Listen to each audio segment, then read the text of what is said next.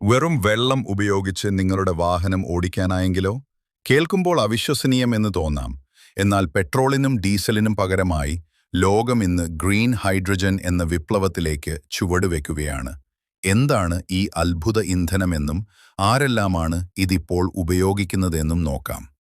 വെള്ളത്തിൽ നിന്ന് വൈദ്യുതി ഉപയോഗിച്ച് ഹൈഡ്രജനെ വേർതിരിച്ചെടുക്കുന്ന ഈ സാങ്കേതികവിദ്യ പരിസ്ഥിതിക്ക് ഒട്ടും ദോഷകരമല്ല എന്നതിനാലാണ് ഇതിനെ ഗ്രീൻ ഹൈഡ്രജൻ എന്ന് വിളിക്കുന്നത്. നിലവിൽ ജർമ്മനിയിൽ ലോകത്തെ ആദ്യത്തെ ഹൈഡ്രജൻ ട്രെയിനുകൾ വിജയകരമായി ഓടിക്കൊണ്ടിരിക്കുകയാണ്. കൂടാതെ ടൊയോട്ടയും ഹ്യുണ്ടായും തങ്ങളുടെ ഹൈഡ്രജൻ കാറുകൾ വിപണിയിൽ ഇറക്കിക്കഴിഞ്ഞു.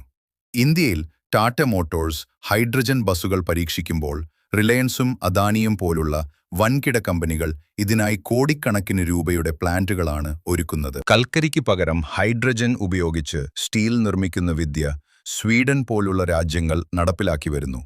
വെറും 5 മിനിറ്റ് കൊണ്ട് ഇന്ധനം നിറച്ച് നൂറുകണക്കിന് കിലോമീറ്റർ സഞ്ചരിക്കാൻ കഴിയുന്ന ഹൈഡ്രജൻ വാഹനങ്ങൾ വരും വർഷങ്ങളിൽ നമ്മുടെ റോഡുകളിലും സജീവമാകും.